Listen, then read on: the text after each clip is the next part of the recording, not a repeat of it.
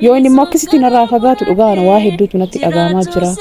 Akka sammuun koo iyyuu sirrii miti yaaduman dhaabadhee iyyuu deemu malee. Duba inni jirullee gaafa inni iddoo jiru wayii jira miti wayita waliin taatan naa bilbiltee minaaman akkasitti qunnameen minaaman ofii kiyyaa. Amansiisuu fa'aa osoo yaalte amma natti tola.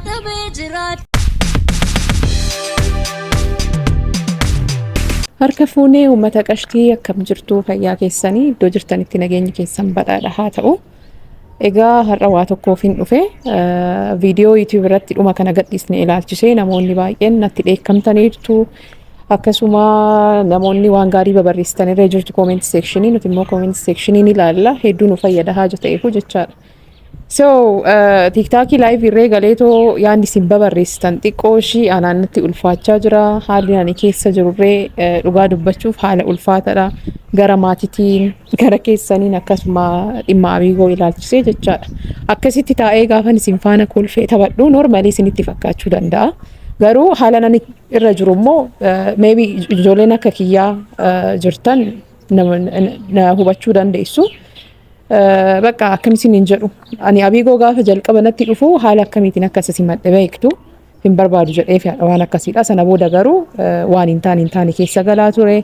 Even dhukkubsatee haga mana yaalaa galutti jechaadha. So tiriitiin godhamuu fi akka qabu waan akkasii walumaan dhaggeeffanne dhiphina sammuu akka qabu tiriitiin hin godhamuuf ta'anan itti dhiyaadhee kunuunsa hin godhuuf ta'anan akka maraaturree akka ta'u dooktarri walumaan nutti mana akkuma isin dhageessanii.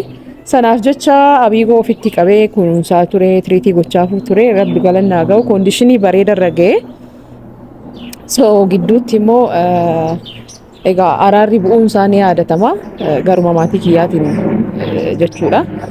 Sana ilaalchisee immoo bakka abiigootiin obboleessi koo laayivii dhumarratti isaan lamaan walitti deebi'aniiru situ gidduu jira gidduu dhaabaa waan akkasii jedhanii ture. Isisan immoo abiigoon soorettiin afaanuma isheetiin natti himtu. Tiriitina gochuudhaaf natti dhiyaachuu ishee waan akkasii jechaa ture akkuma beektan. So anarree maatiin manaa hedduu bakka natti dheekkamaa jiru waan akkasii akka ta'e immoo isinitti himeen ture aniyyuu. Agan filannoo keessaa akka hin galurreedha kan isaan na godhan yookiin nu filadhu yookiin isaa haga jedhanitti jechaadha. Ani immoo sana gochuu akka hin dandeenye beektu maatii koo hedduun kabajaa hedduun jaalladha. Wanti hunduu maatiidhuma waliin kan bareedu jedhee abiigoo waamee waan hunda itti himuun kiyya ni yaadatama. Egaa dhumarratti akshinii abiigoon agarsiise even ammarree laayivii dhumarree itti arguu hin danda'u bilookii na godheera even bilbilaanirree bilookii na godheera telegiraamii everythingidhaan bilookiidha isa biratti ani galgala abiigoo jettaniyyuu laayivii irratti akka inni fidu na gaafattanii turtanii egaa laayiviin eelaa qabee maal akka gochaa ture beektu hagas maaltu akka nama aarsu naan galle garuu jechuun bakka ni ta'a yoo ta'e haala saniin itti fufnayyuu hin ta'u yoo ta'e immoo abiigoon anaaf obboleessa koodha jechuun bakka hiriyaa koodha isinii gala miti ammallee akkuma hiriyyummaa sanitti akka ittiin walitti fufnu barbaada malee akka inni narraa fagaatee maal jedhu hin barbaadu jechuun hamtuu ta'uu hin barbaadu nama kamiyyuu birattu yoo ta'e wanni tokko ni ta'a yoo ta'uu baate immoo egaa haala sanitti akka hin taane nu dhorke haja ta'eefu ani hamtuu ta'ee yookiin isa miidhuu barbaadee miti. Kanaafuu akkuma durii hiriyyummaan keenya itti fufee yoo danda'ame ta'e miira jaalalaa kana keessaa baanee bakka irra caala walitti maxxannee irra akka duriitti walitti maxxannee akka walitti fufnu barbaada malee akkasitti akka nama takkaa waliin beekne akka nama uumaa waliin hin dabarsini akka inni na dheessu hin barbaadu. So isa kanaarraa hiriyaasaa faana mee mari'anna jedhee tanan wanti sirreeffamu yoo jiraate jechuun bakka akkas akka ta'u hin barbaadu keessi kunaan fudhatu sinii gale. Kana wanni jiru hiriyaasaa waameera dhufaa jira mee waliin laallamu wanni inni nuun jedhu. Guys dhufaa jira dhufeera itti mee walumaan itti gadi baana.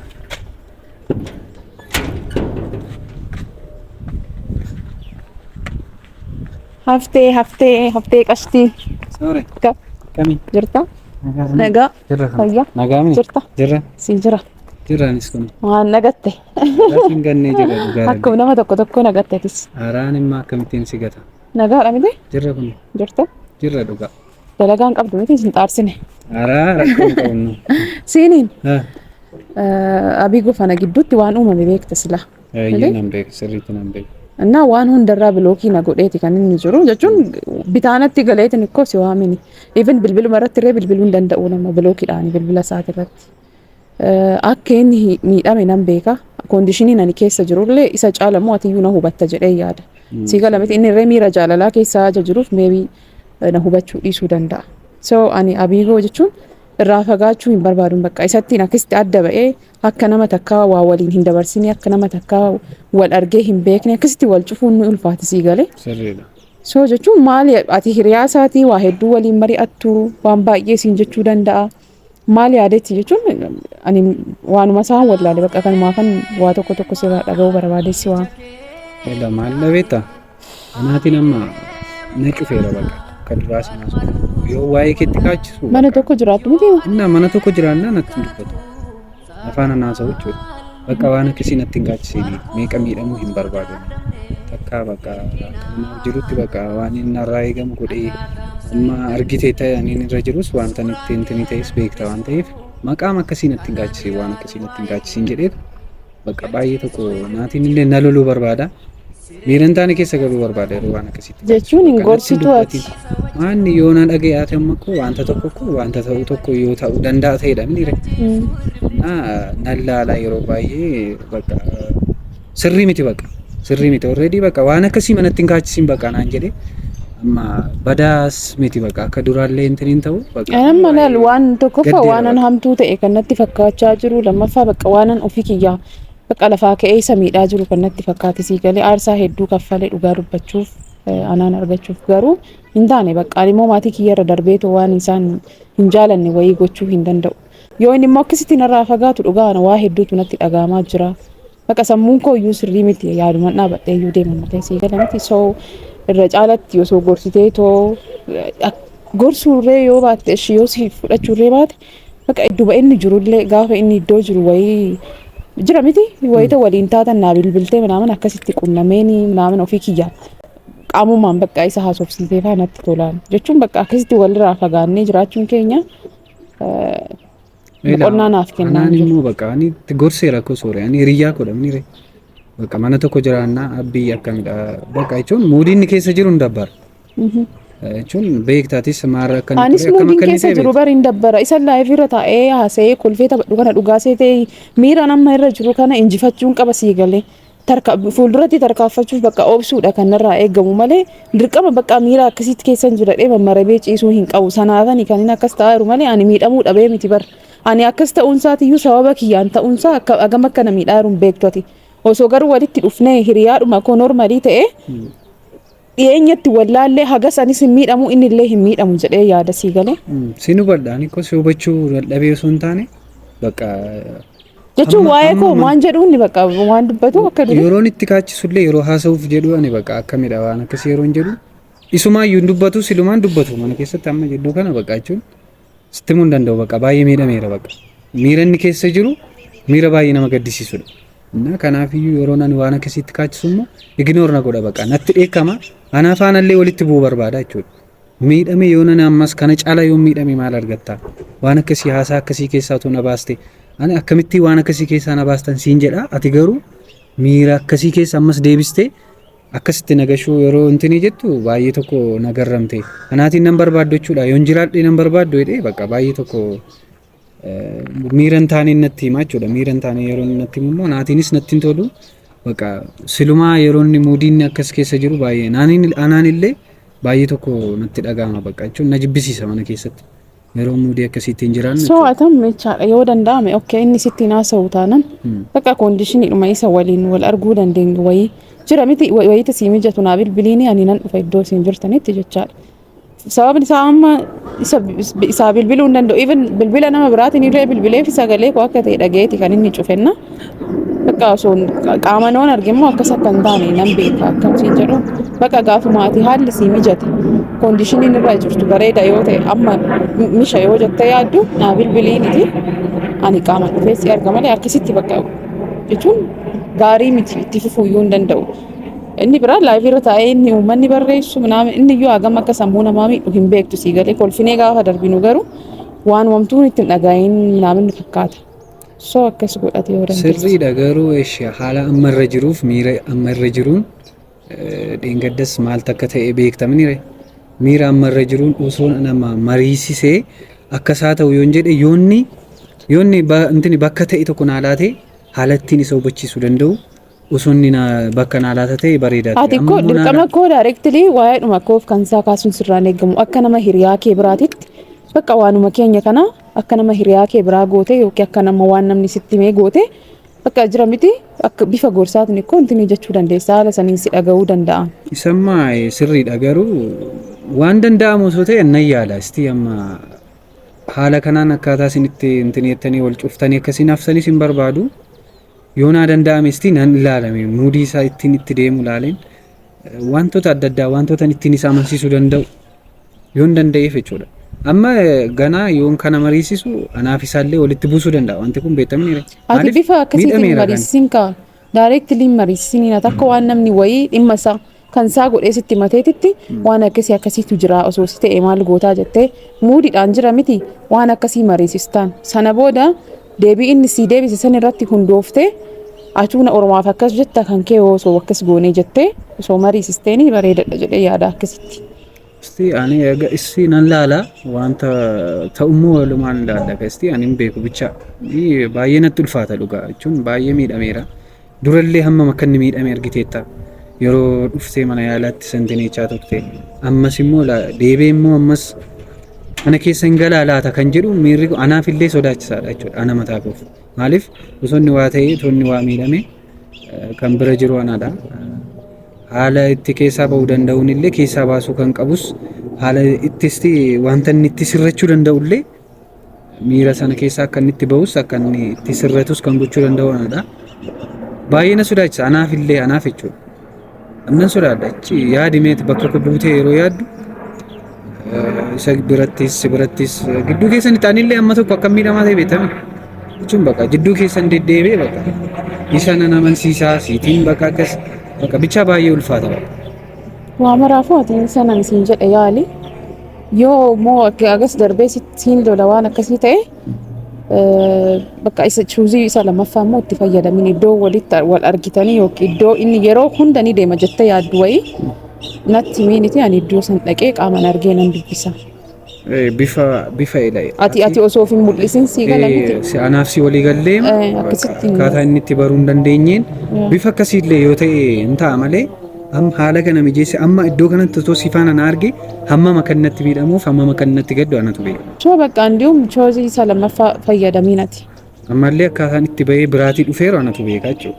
Kanaafiyyuu isti haala isaa mijeessaa irratti haasaa isa haasofsiisaa akkaataa inni itti yoonni na keessumsiise sitti maa yoonni na keessumsiisu dides bifa ittiitiin wanta kana sirreessinu iyyaannaa naafsi yaadaama deemna garuu ani baay'ee na sodaachisa bakka miidhameera bakka mucaan bakka sitti himuu hin danda'u wanta inni keessa jiru haala inni keessa jiru yaanni isaallee bakka anaaf isa gidduu rileeshiniin jirullee gaaddeenyummaan keenyi amma akka gammadaa akka turre duraa fi amma walitti hin dhufu jechuudha baay'ee gadi bu'eera hin laalla wanta ta'u immoo laalla jedhee yaada atis immoo hin cannaqamin hin dhiphatiin bakka duraallee ati otoo akkasittiin bifa akkasiitiin isa simachuu baattee ta'e akkasin ta'u ture. Ani miidhama dheeni waa hundan beekte sila akka nama hin beekne maataa ta'u. Nan beeka garuu osoo akkas ta'uu baate haalli ati ittiin irraa siiqxe kunillee haalli ati ittiin itti siiqxe kunillee ittimtee akka inni sirraa siiqu goote kunillee isaaf akka baay'ee miidhama ta'e iste yaadimeeti hin miidhama mucaan kun baay'ee miidhama. Haala kanaan osoo illee dursitee naanna mariisiste akkasin jedhan jettee ta'e ariifii ture garuu ani bicha osoo ana ta'es haala kanaan yeroo amma natti himame anillee baay'ee ofii koo baay'ee na muufachiisa baay'ee na miidha jechuudha. Waa maraafuu mee yoo si danda'ame ta'e yaali jechuun bakka ta'u yoo atillee dadhabdee gama biraatiin waan tokko nan yaala malee akkasitti waan adda faffacaanee hafnuu miti gaarii miti maqumaafis bareeda miti anallee sammuu kiyyaaf bareeda miti si gale so kana wanni jiru. Kanuma kan kun asirratti si xaarse. Araani xaaru inni dirqama koodha kun ikko dirqama hiriyyummaadha kun ikko wanta gidduu keenya jiru furuun waliif qorichadha jedhamni namni hiriyyaan. Na haga si danda'ametti naaf yaaduu bakka waanuma danda'ame hunda isaa godhiinatti amansiisuuf osoo yaalte amma natti tola. Isti nan deemame itti deemee man laala garuu innillee waan na dhaga'u mini anaaf inni wal dhimna amma kana gidduutti Anaaf isa gidduutti rakkoo guddaatu uumama. Takkaatti amma natti hin dubbatiin waan akkasii yaalii rakkoon akkam goona maal goona bifuma kanaan hafaa haaluma kanaan walirraa adda baatanii haftu kun ikkoo wanta xiqqoodha rakkoon qabu waan rabbi jedhetu ta'a jedhee ani koo wanta haaseeru baay'eetu jira garuu yoo inni na hubata ta'edha ani nan intin jechuu danda'u kan inni isa amansiisuu danda'u immoo bifa ittiin deemamu ammallee hin dhiisu ittuman deema atis dhiphachuun sin barbaachisu lama taanee ma baqa waan ta'u goona gaa baqa yoo danda'ame anillee isuma ammaa kana baqa iddoo inni jaallatuuf iddoo inni deemu tokkotti sittin himaa ilaaleen yoo amansiisu baadhe sittimeen baqa haala inni ittiif ati wal argitanii iddoo nuti lama taanii teenyutti dhuftee baqa bifa anaaf si osoo waliin beekin dingata akkati dhuftetti tasa akkati dhuftetti akka ta'u wantichi Haala akkasnaa goonan immoo bareedaadha. Yoo ta'u baate haala kana mijeessina jechuudha. Kanaafiyyuu dhiphachuun sin barbaachisu. Miiran taane keessa galteellee ofii keellee dhiphattee ofii intinii ta'uu qabdu miidhamuu hin qabdu. Kanaafiyyuu rabbi jira atis hin cannaqamiinii hin dhiphatinii isas immoo haala ittiin na amanuu danda'u. Hundumaa baqaanii wanta ta'u qabu hundumaa gidduu keessanii galee wanta ta'u qabu gochuuf ani uf qopheessaadha qophiidha jechuudha. Kanaafuu hin cannaqamiin hin dhiphatin wanna ta'uu nan godhani karaa koo gama keetiin immoo atis baqa wanta ittiin isa amansiisuu dandeessu tokko yeroo itti siqtu haala bareedaa ta'een miira bareedaa ta'een akka isaatti dhiyaattee isa amansiistu abdii guddaan qaba. Mee rabbiin faana haa ta'u. Ayyee baqa ani karaa koo akkasiin jedhama uummata koo dhiphachuun sin barbaachisu. Shaaffii koo galatoomee ulfaadhuu. Sifis xaarsii as Aaraa rakkoo tokko hin qabu. Fayyaa ta'e. Rakkoo tokko hin qabu. Baay'ee fayyaa ta'e. Egaa gaayis argitaniirtu waan gurbaan illee jejjedhe hagas egaa jechuun naa galaan jiru dhugaa ifa naa ta'an jiru. Mee waa maraafuu waan ta'u hundasaa walumaan laallaa isinirree rabbiin naa kadhadhaa. Sababa kiyyaan namni kamiyyuu akka miidhamu hin barbaadu. Jechuun bakka haala duraan jiru san hiriyummaa duraan jiru san deebisuun barbaada yoo ni ta'a ta'e isinii galee akka ta'u immoo abdii guddaan qaba. Isinillee rabbiin akka kadhadhaan isiniin jedha wanti jiru kana galatoomaa ulfaadhaa kabaja argadhaa viidiyoo itti aanu nama walitti deebinutti fayyaa ta'a subscribe gochuu hin dagatina fayyaa ta'a.